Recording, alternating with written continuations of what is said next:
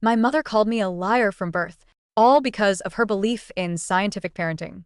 From the day my twin sister Mina and I were born, she fastened honesty bracelets to our wrists. And it flashed red, triggering an electric shock from Mom's remote. Mina's bracelet always stayed green, even when she tore Mom's dress and blamed the cat. It glowed gently. But me, if I whispered, "Mom, I'm hungry," it turned furious red and pain shot through my arm. At first I argued. Mom said, "The machine doesn't lie. The pain will help you remember." After thousands of shocks, I believed it. I was born a liar. On New Year's Eve, as Mom prepared to take me, Nina, to see fireworks, searing pain tore through my stomach. I collapsed, gasping, "Mom, my stomach, it hurts so much. Help me." But my bracelet flashed frantic red. Mom looked down at me, my hair wet with cold sweat, and turned the remote to its highest setting. "You'd fake being sick just to see the fireworks," she said, disappointed. "You never learn." She walked out with Mina, the door slamming behind them. I thought, Mom must be right. The bracelet is red, so I can't really be in pain. I must be lying for attention. "I'm sorry, Mom." Next time I'll try to be honest. It hurts. My body convulsed with pain, my fingernails scratching white lines into the hardwood floor. The doorknob turned. A spark of hope ignited in my chest. Mom was back. She's a doctor. She must have realized something was wrong. She came back to save me. "Are you done with your tantrum? The fireworks are about to start and Mina's getting impatient." "Mom," I whispered, my voice barely audible, stretching a trembling hand toward the door. "It really hurts. It feels like my insides are tearing apart." She glanced at the frantic red light on my wrist. She knelt, her fingers digging into my chin, forcing my head up. Her voice was laced with fury. "Audrey, when are you going to stop this act? You're pathologically incapable of telling the truth. You can stay in here and think about what you've done." Dad called from the entryway. "Honey, let's go. The show's starting." "If Audrey doesn't want to come, she doesn't have to. Should we leave her some dinner?" Mom stood up, brushing her hands together as if she'd touched something filthy. "Leave her dinner for what? There's a whole stash of junk food in her closet. She bought it with the money she stole last week. She won't starve. Lock the door. She can come out when that bracelet turns green." But Dad hesitated. "But what?" "Spare the rod. Spoil the child. Look at Mina, so honest. Her bracelet is always green. Audrey is rotten to the core. She needs to be corrected." But my closet was empty. Mina was the one who took the money. Mina was the one who ate the snacks. She had just stood there, her bracelet glowing a soft, innocent green, and said it wasn't me. And Mom believed her when I tried to say. I didn't take it either. The red light flared, and the electricity came. I watched Mom turn to leave. Nina peeked through the crack in the door and made a face at me. Bye, Audrey. We're off to see the pretty fireworks." Her bracelet, a steady verdant green. It was beautiful. Thump. The door slammed shut. I heard the deadbolt slide into place. The house fell silent. It was just me and the saw blade working its way through my gut. It hurts so much. But Mom was right. The machine doesn't lie. The bracelet is red. So I must be lying. I'm not in pain. I'm really, truly not in pain.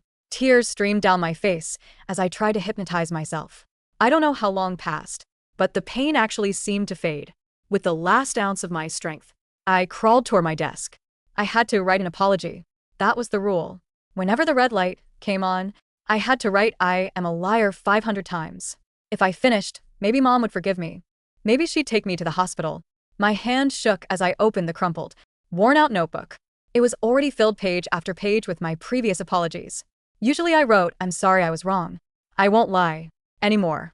But this time I wanted to write the truth. My vision blurred. Crying, I used the last of my energy to scroll. "Mom, I really do love you. It hurts so much.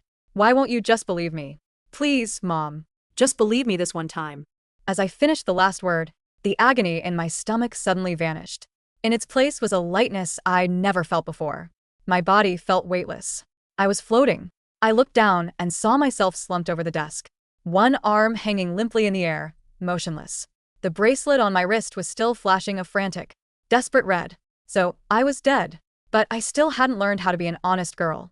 "I'm sorry, Mom." I was awakened by the sound of laughter. It was Mom, Dad, and Mina. The fireworks were beautiful tonight, especially that one shaped like a smiley face, just as cute as my. Mom's voice held a tenderness I had never heard directed at me. I floated in midair, watching as the front door opened. Even as a spirit, my first instinct was to drift toward them, to help them with their slippers, as I always did. It was a survival instinct, a deeply ingrained need to please. Mom. I opened my arms, wanting to hug the woman who brought the winter chill in with her. I'm not in pain anymore. I'll be good from now on. Please don't be mad. But my hands passed, right through her body like smoke. Mom shivered, frowning. Why is it so chilly in here? Is the heat off? I froze, staring at my translucent hands. Right? I was dead. The dead can't hug the living. We should probably check on Audrey. Dad mentioned casually she didn't come out for dinner. I hope she's not too hungry. My dad still cared. I looked at Mom expectantly. If she found out I was dead, would she be sad? Would she feel any regret? Mom just scoffed, slipping on her house shoes and striding toward my room. Let her starve. It's what she deserves. That nasty habit of faking sickness for attention. It's because we've been too soft on her. She shoved my door open. She didn't turn on the light. In the dim glow from the living room, she could see me slumped over the desk, oceanless, as if I were asleep. Well, look at you, Mom said, crossing her arms, her voice dripping with sarcasm. You think if you pretend to be pitiful, I'll carry you to bed? You're 10 years old, Audrey. Not 5. I floated beside my own body, screaming silently, Mom. I'm not pretending I'm dead. Just look at me. Touch me. My body is cold. But she couldn't hear me. She only believed what she could see. Mina squeezed past her, holding up her wrist triumphantly. Audrey is a lazybones. See. My bracelet is green and hers is still red. She's even lying. In her dreams, Mom stroked Mina's hair. That's because you're my good girl. Don't pay any attention to the liar. Let her sleep it off. She can stay there all night for all I care. Dad peeked in from behind her. Maybe we should put her to bed. It's cold tonight. Put her to bed. Mom snapped. Absolutely not. Kids today are spoiled rotten. The parenting experts say you have to use the cold shoulder method in these situations. She has to realize her own mistake. Look at that red light. It means her psychological state is still extremely defiant. She hasn't reflected on her actions at all. That's enough. Let's go to bed. We have to go to your grandma's tomorrow for New Year's Day. Mom turned on her heel, pulling the door closed behind her. Click, the lock engaged. I floated beside my corpse, watching that single point of crimson light in the darkness. The despair in my soul was colder than death itself. Mom, if you had just taken one more step, if you had just touched my hand, you would have known I was already cold. But you didn't. You only trust that cold machine, not the daughter you carried for 9 months. Late that night, a mouse scurried out from my empty closet. I used to be terrified of mice. I would scream every time I saw one. But now I could only float at the ceiling, watching as it scurried brazenly across my corpse. Go away, I tried to say, but no sound came out. The mouse gnawed at my toe, drawing a single bead of purplish black blood. I couldn't feel it anymore. That was nice. Finally, no more pain, I whispered to the pathetic shell below me. Don't be scared. You can't feel a thing anymore. It'll all be over soon. The next morning, the winter sun streamed through my window, but it brought no warmth to my corpse. The clatter of pots and pans echoed from the kitchen. Mom was making breakfast. The smell of frying eggs wafted under my door. Normally, it was the most tantalizing smell in the world, but I was only allowed to eat boiled vegetables, because Mom said liars didn't deserve to eat meat. Today, she was deliberately banging the spatula against the pan. I knew she was trying to tempt me. She wanted the smell to drive me crazy, to make me crawl out of my room and beg for forgiveness. The old me might have done it. For a single fried egg, I would have confessed to crimes I never committed. But now I didn't need to eat anymore. Audrey still hasn't come out, Dad asked, reading the newspaper at the dining table. Nope. Stubborn as a mule, Mom said, slamming a plate down on the table. She's spoiled rotten. If she wants to eat, she'll eat. If not, she can starve. Mina. Sipping her milk, let her eyes dart around. She deliberately ran to my bedroom door and took a loud, exaggerated sniff. Then she shrieked, Mommy, Audrey's room stinks. Did she go to the bathroom in there? I floated by the door watching my sister with a bitter ache. The heat was on so high in just one night. I had started to smell Mom was going to hate me even more. Now. Mom marched over, her brow furrowed in disgust. Audrey, she yelled, pounding on the, Are you a pig? The bathroom is right next door. Are your legs broken? You actually soiled your own room. You are hopeless. You'd rather live in your own filth than admit you were wrong. I remembered when I was little, I had a bad stomach flu once and didn't make it to the toilet in time. Not only did Mom not help me clean up, she made me stand in the yard as a punishment for everyone to see. She pointed at me and told the neighbors, Look at this one, dirty as a little pig. And now she thought I was dirty again. Forget her. Mom waved her hand dismissively, as if shooing a fly. Let her stew in her own stink. See how she likes it? Dad put down his paper, his frown deepening. The smell is getting pretty bad. I'll go check. Maybe a mouse died in there, or something. He stood up and started walking toward my room. My spirit heart leaped. Dad. Open the door, please. Look at me. I'm right behind the door. Just turn the handle and you'll see that I'm not moving. You'll see my face is already started to turn black. I floated right in front of him, waving my arms frantically, trying to get his attention. His hand closed around the doorknob. Around the doorknob. Ring, ring, ring. The shrill ring of his phone cut through the tension. It was his boss. Dad answered, and his face paled. What? The main server crashed. Okay. I'm on my way. He hung up and grabbed his coat in a panic. Honey, it's an emergency at work. I have to go now. I might not be back for a few days. Wait, what about Otter? Mom started to say, but he was already out the door. I was stunned. So close. Just 1 second. If that call had come 1 second later, I would have been found. Maybe then my body wouldn't have to keep rotting here. That afternoon, Mom took me to shopping. My corpse was left alone in the house. They returned that evening, their arms full of shopping bags, filled with expensive seafood and gifts. The moment they walked in, the smell hit them like a physical blow. Mom gagged, covering her nose. Audrey, are you trying to turn this house into a garbage dump? She wouldn't even open the door to yell at me, as if a single glance into my room would contaminate her. She found a roll of heavy-duty duct Tape. Knelt down and viciously sealed the crack at the bottom of my door. If you love the stench so much, you can suffocate in it. Just don't let it bother the rest of us. After applying the last strip, Mom stood and dusted off her hands.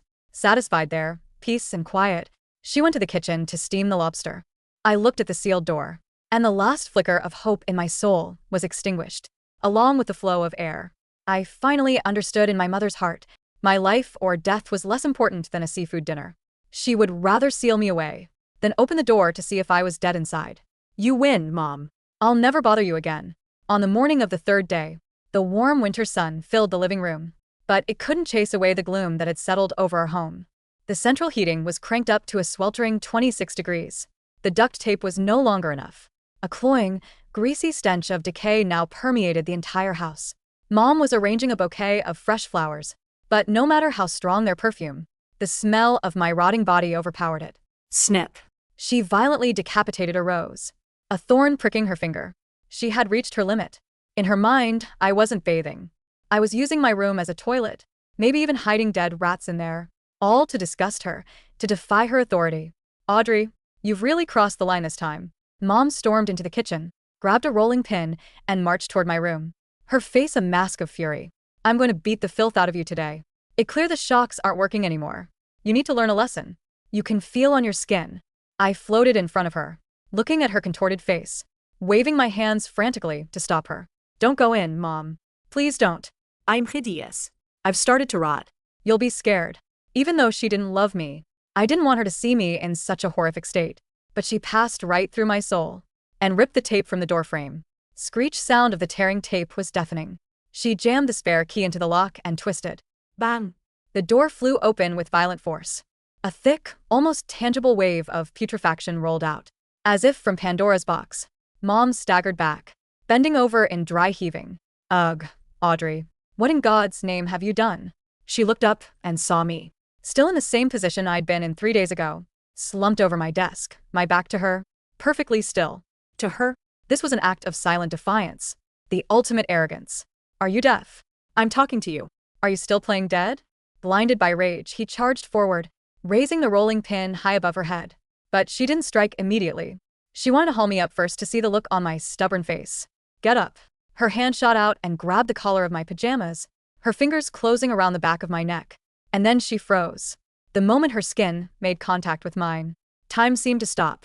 Through the thin fabric of my pajamas, her fingers didn't feel the warmth of living skin, or the softness of flesh. What she felt was a piece of meat as cold and hard as a block of ice. It was a deathly cold, a cold that seeped into her bones, a cold utterly devoid of life. Huh? Mom faltered for a second, but her momentum carried her forward. She yanked with all her might, and my body was pulled backward. The chair tipped over with me. Crash. Chair slammed onto the floor with a deafening bang. My body, stiff as a statue, fell with it, and my face at last was revealed. Crash of the chair was the loudest sound the house had ever known. It wasn't just with hitting the floor. It was the sound of a facade shattering. My body lay sprawled on the hardwood, stiff and unnatural. Gravity had not been kind.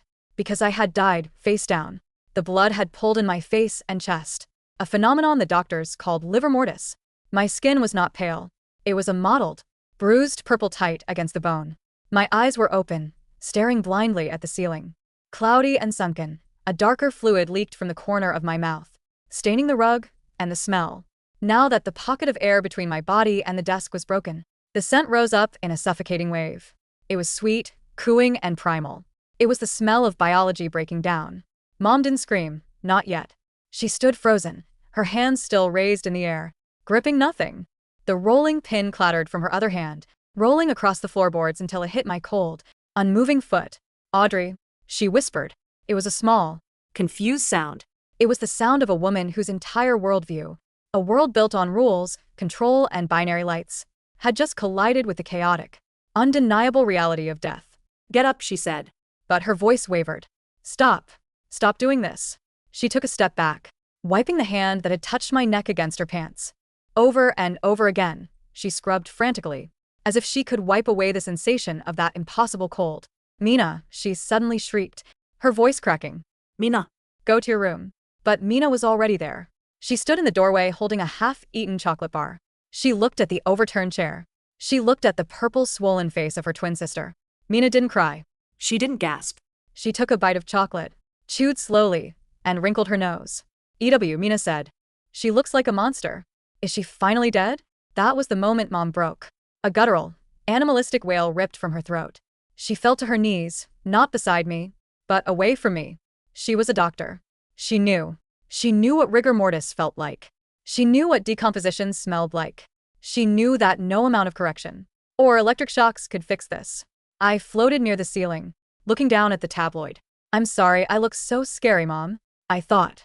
I tried to hide it. I tried to keep the door closed. The bracelet on my wrist, my dead wrist, was silent now. The battery must have finally died. After 3 days of relentless flashing, it was just a piece of plastic now. But on my wrist, beneath the strap, the skin was burned raw, a ring of blistered, red flesh, where the machine had shocked me over and over while I lay dying. Mom crawled toward me. Then she reached out, shaking violently, and touched my cheek, ice hard on yielding ice. No, she gasped. No. The light was red. The light was red. Yesterday. You were lying. You were faking it. The machine said you were faking it. She looked around the room while died, searching for the logic, for the science. The machine doesn't lie. She screamed at my corpse. Wake up. Admit you're doing this to hurt me. But the dead do not apologize. The next few hours were a blur of blue lights and static. The police arrived first, followed by the paramedics. I watched them work. They didn't rush. Paramedics rush when there is a life to save. When they saw me, they slowed down. They moved with a somber, heavy respect. Time of death, an officer asked, holding a notepad. He had a handkerchief pressed over his nose.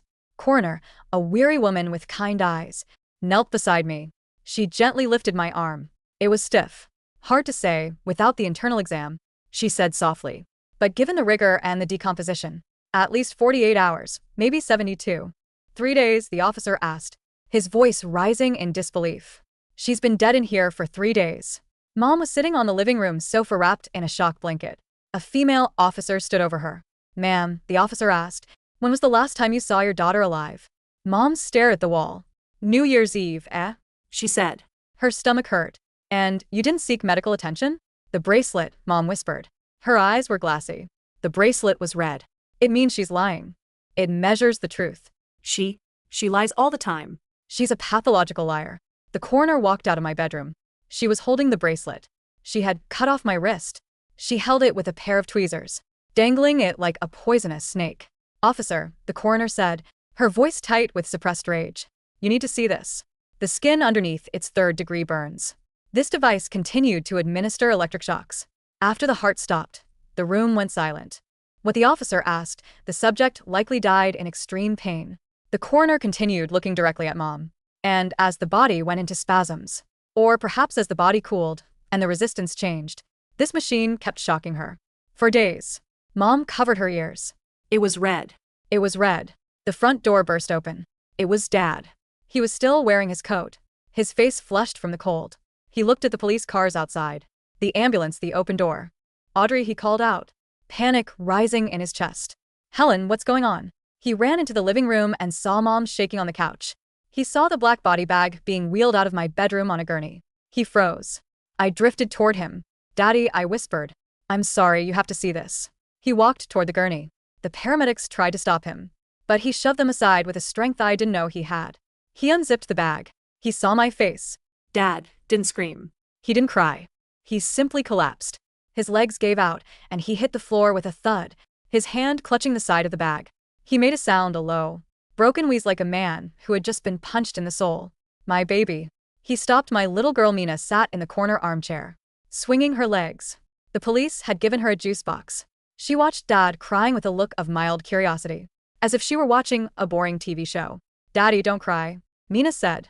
Audrey was bad. She smelled gross. Dad slowly turned his head to look at Nina. For the first time in his life, there was no love in his eyes when he looked at his golden child.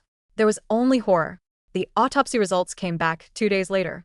I was there when the detective laid the file on the kitchen table. The house was quiet. The smell was gone, scrubbed away by professional cleaners. But the memory of it lingered in the peeling wallpaper. Mom and Dad sat at opposite ends of the table. They hadn't spoken in 48 hours. Acute appendicitis, the detective said. He was a large man with tired eyes. He didn't look at Mom.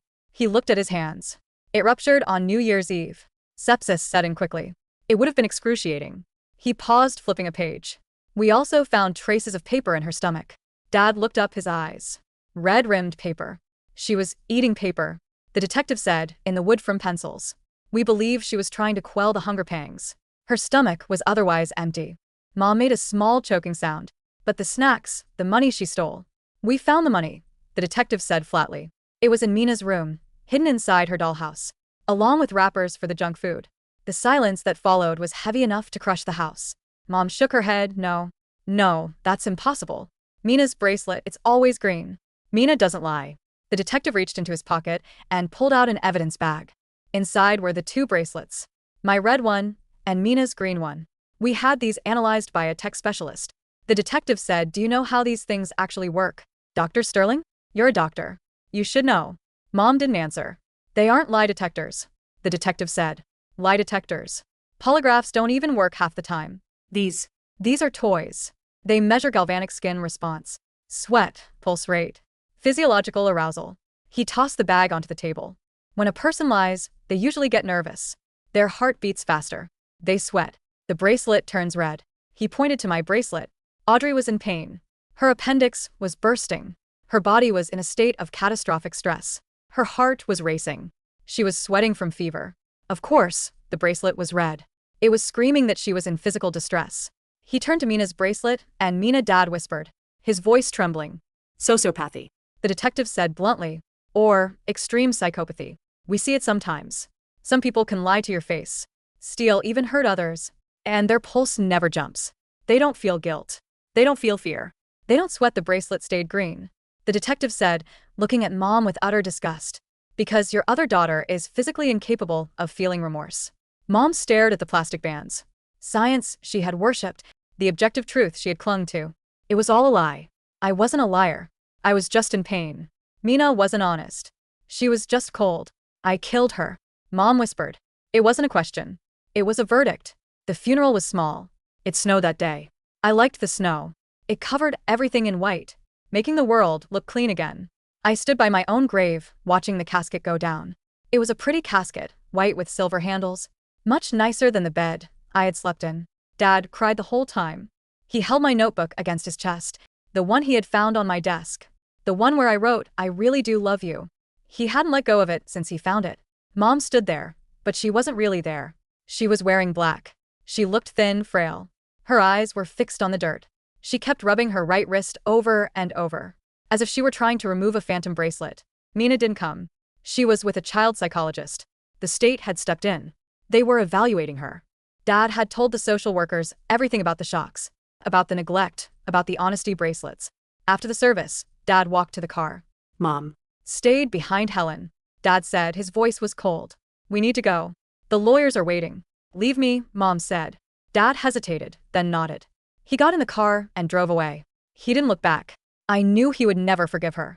I knew he would never forgive himself. Mom stood alone in the graveyard. Audrey, she whispered to the fresh dirt. I walked over to her. I stood right in front of her. I'm here, Mom, I said. I'm not in pain anymore. You don't have to be sad.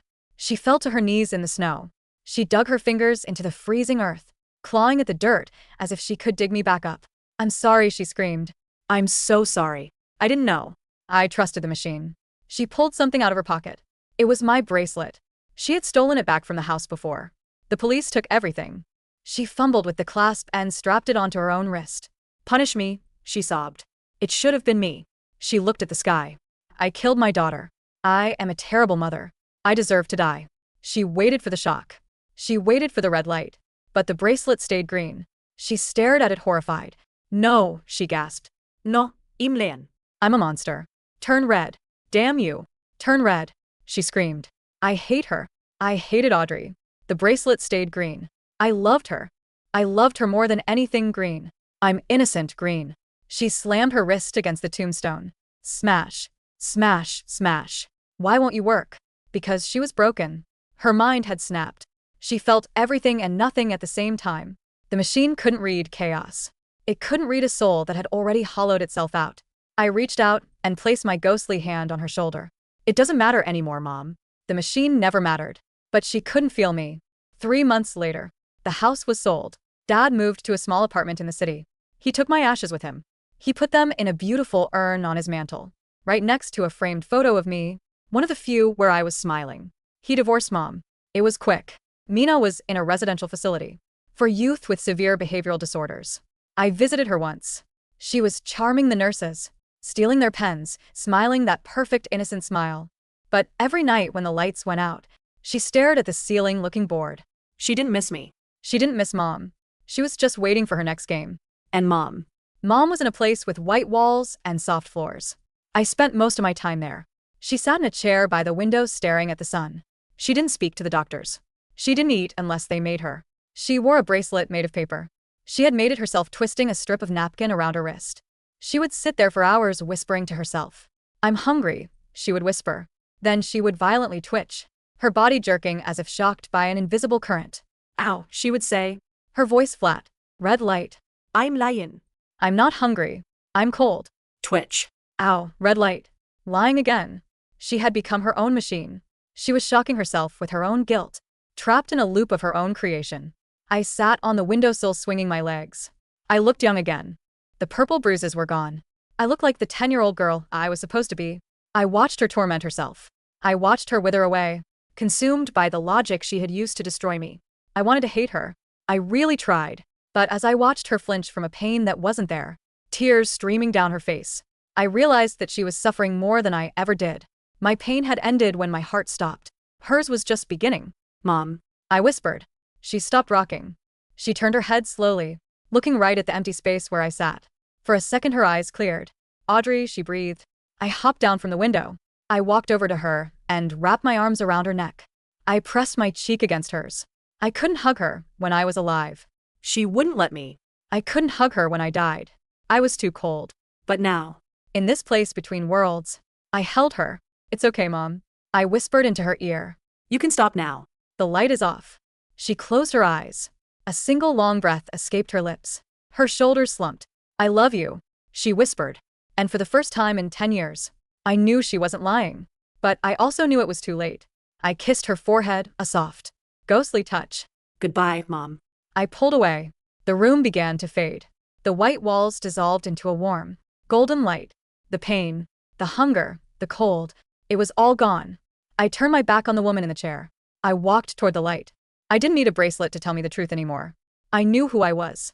I was Audrey, and I was finally free.